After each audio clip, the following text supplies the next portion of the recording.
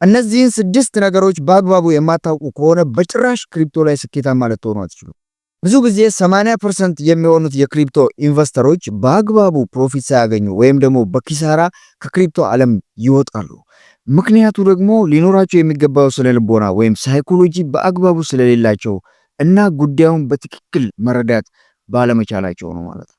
ይህ ቪዲዮ ደግሞ የሆነ ቀን በእርግጠኛነት ሊያስፈልጋችሁ ስለሚችል እኛም ሰብስክራይብ አድርጋችሁ መመልከት ጀምሩ ማለት ነው። ማንኛውም ክሪፕቶ ላይ ኢንቨስት የሚያደርግ ሰው ሊኖሩት ከሚገባው 6 ነገሮች መካከል የመጀመሪያው ኢሞሽናል ኮንትሮል የምንለው ነው ማለት ነው። ይህ ኢሞሽናል ኮንትሮል የሚባለው ስነ ልቦና ወይም ሳይኮሎጂ ለአንድ ትሬደር የግድ አስፈላጊ ነው ማለት ነው። እሱም በውስጡ 2 ነገሮችን ያቅፋል። የመጀመሪያው ፓኒክ ሴል ሲሆን ሁለተኛው ደግሞ ፎሞ ነው ማለት ነው። እንግዲህ ፓኒክ ሴል የምንለው ፈርቶ መሸጥ ማለት ነው። ይህ ፓኒክ ሴል የሚባለው ጉዳይ ሰዎች ላይ ብዙ ጊዜ የሚከሰተው ከእውቀት ማነስ ነው። እውቀት ማለት ስንል ፋንዳሜንታል ኖውሌጅ ማለት ነው። ለምሳሌ አንድን ክሪፕቶ ኮይን ሲገዙት ጸጥ ብለው ይገዙታል። ክሪፕቶም እንደሆነ ያቁም፣ ኮይኑም እንደሚሰራ ያቁም፣ ጸጥ ብለው የሆነ ሰው ስላላቸው ብቻ ገዝተውት ይቀመጣሉ ማለት ነው። በዚህ ምክንያት ዋጋው መውረድ ሲጀምር ምን እንደሚያደርግ ዓላማው የት እንደሆነ እስኬል ሊደርስ እንደሚችል በአግባቡ ባለማወቃቸው የተነሳ ፈርተው ይሸጣሉ ማለት ነው። በጣም የብዙ ሰዎች በተለይ የጀማሪዎች ችግርም ይህ ነው ማለት ነው። ሁለተኛው ደግሞ ፎሞ የምንለው ነው ማለት ነው። ፊር ኦፍ ሚሲንግ አውት የምንለው ብዙ ሰዎች ኮኤአይ ኮይን ላይ ሰሞኑን የተጠቃችሁበት ጉዳይ ነው ማለት ነው። ፊር ኦፍ ሚሲንግ አውት እንዳያመልጣችሁ ተሻምታችሁ ወይም ኤክስትሪምሊ ግሪዲ ሆናችሁ እንዳያመልጣችሁ ተሻምታችሁ መግባት ባለባችሁና መውጣት ባለባችሁ ሰዓት በአግባቡ ባለመግባትና ባለመውጣት አመለጠን ብላችሁ በምታደርጉት ሩጫ ውስጥ የምታጡት ገንዘብ ነው ማለት ነው። ይህ ፊር ኦፍ ሚሲንግ አውት የሚባለው ነው። እንግዲህ አንድ የክሪፕቶ ትሬደር እነኚህን ሁለቱንም ነገሮች ኮንትሮል ማድረግ መቻል አለበት ማለት ነው። የመጀመሪያው ፓኒክ ሴለር መሆኑን ራሱን ኮንትሮል አድርጎ ኢሞሽኑን ኮንትሮል አድርጎ ፍርሃቱን ኮንትሮል አድርጎ የመቋቋም አቅም የግድ ሊኖረው ይገባል፣ ወይም ይህን ሳይኮሎጂ የማዳበር ግዴታ አለበት ማለት ነው። በሁለተኝነት ደረጃ ደግሞ ፊር ኦፍ ሚሲንግ አውት የሚባለውን ነገር አቁሞ ትክክለኛ የሆነ ስትራቴጂ ሊኖረው ይገባል ማለት ነው። የሚገዛበት የሚሸጥበት ትክክለኛ የሆነ ክሊር የሆነ ስትራቴጂ የግድ ሊኖረው ይገባል ማለት ነው። ሶ የመጀመሪያው ነጥብ ኢሞሽናል ኮንትሮል ነው ማለት ነው። ስለዚህ ኢሞሽናችሁን ኮንትሮል ማድረግ የግድ ነው። ሁለተኛው ሁሉም ኢንቨስተር ሊኖረው የሚገባው ነገር ቢኖር ሎንግ ተርም ቲንኪንግ ወይም ፔሽንስ የምንለው ነገር ነው ማለት ነው። አንድ ክሪፕቶ ላይ የመጣ ሰው ዛሬ ገዝቼ ነገ ሀብታም ሆናለሁ ከሚለው ቅዠት ውስጥ በጭራሽ መውጣት አለበት።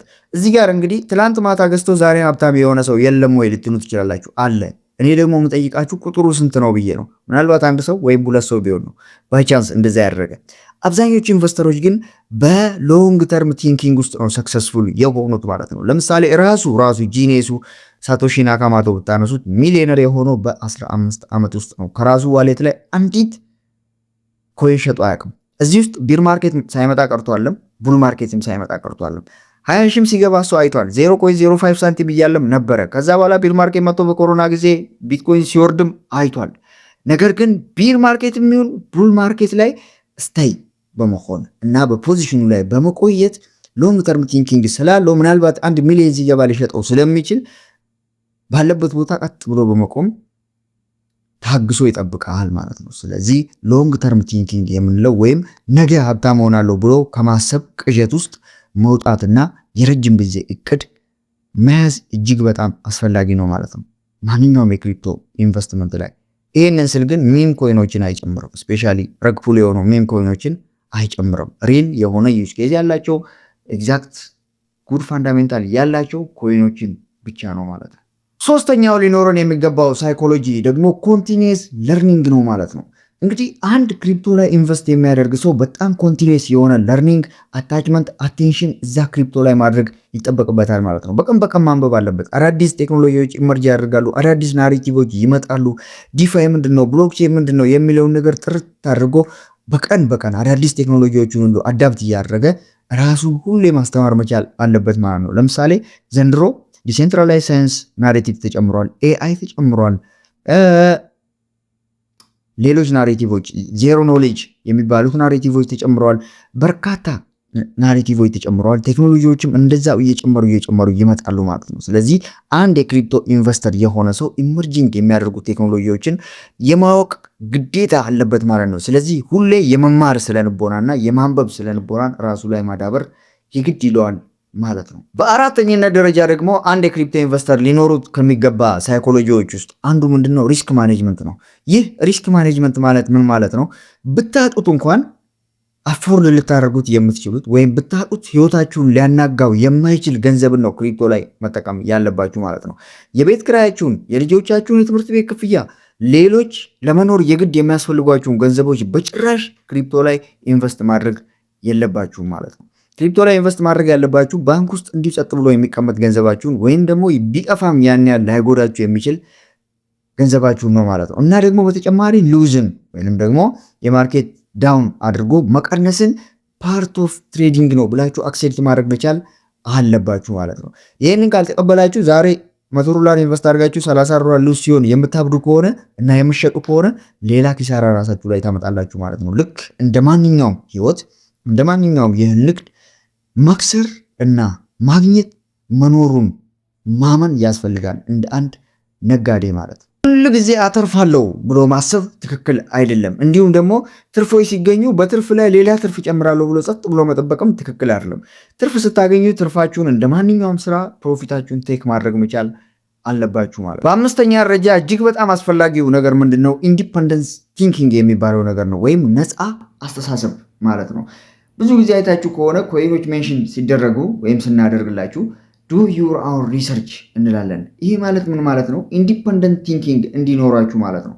እንትና ስላለኝ ብቻ ገዛው ማለት አትችሉም። ኢንፍሉዌንሰሮች በተለያዩ መልኩ አንዳንድ ኮይኖችን ሊያስገዟችሁ ይችላሉ። ስፔሻሊ የውጭ ኢንፍሉዌንሰሮች ከኮይኖቹ ባለቤቶች ላይ ገንዘብ ተቀብለው እናንተ ኮይኑን እንድትገዙት ፕሮሞሽን ሊሰሩ ይችላሉ። ስለዚህ ዱ ዩር አውን ሪሰርች የሚባለው ነገር በጣም ወሳኝ ነው ማለት ነው። ስለዛ ኮይን ወዲያው ወስዳችሁ ያሉትን ፋንዳሜንታል ጉዳዮች ጥናት ማድረግ አለባችሁ በራሳችሁ። የሆነ ሰው ሲነግራችሁ ሄዳችሁ ድብልቅ አድርጋችሁ መግዛት ተገቢ አይደለም ማለት ነው።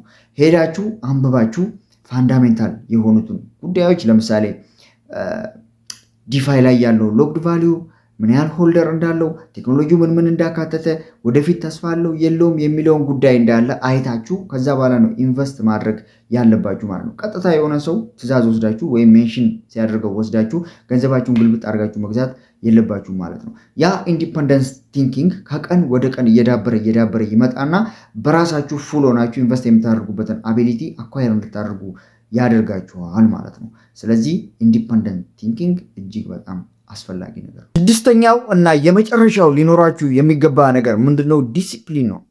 ዲሲፕሊን የምንለው ነገር እንግዲህ ምንድነው? ራሽናል ቲንኪንግ ወይም ራሽናል ሆኖ ስቴይ መሆን ማለት ነው።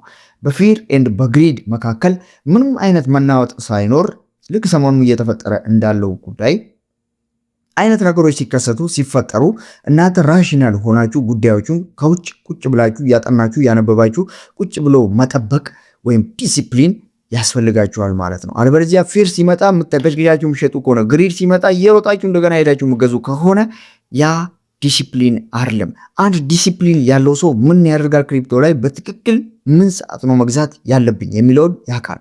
ምን ሰዓት ነው መሸጥ ያለብኝ የሚለውንም ያውቃል። በዛ መሃል ፊርም ቢፈጠር ግሪድም ቢፈጠር ቢወጣ ቢወርድ ጉዳዩ አይደለም ማለት ነው። ምክንያቱም ፕሮፐር የሆነ ዲሲፕሊን ስላለው። የብዙዎቻችሁ ችግርም ይህ ነው። ዲሲፕሊን የላችሁም።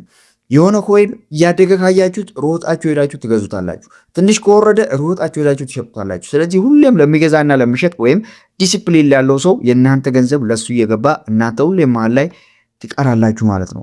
ስለዚህ እነዚህን 6 ሳይኮሎጂዎች ግብአት በማድረግ ከዕለት ወደ ዕለት እነዚህ 6 ነገሮች ራሳችሁ ላይ በመስራት ሎንግ ተርም በክሪፕቶ ላይ ሰክሰስፉል መሆን ትችላላችሁ ማለት ነው። ቪዲዮውን አይታችሁት እዚህ ድረስ የደረሳችሁ ሰዎች ራሱ በእርግጠኝነት ትዕግስት ያላችሁ ሰዎች ስለሆናችሁ ስኬታማ ናችሁ ማለት ነው።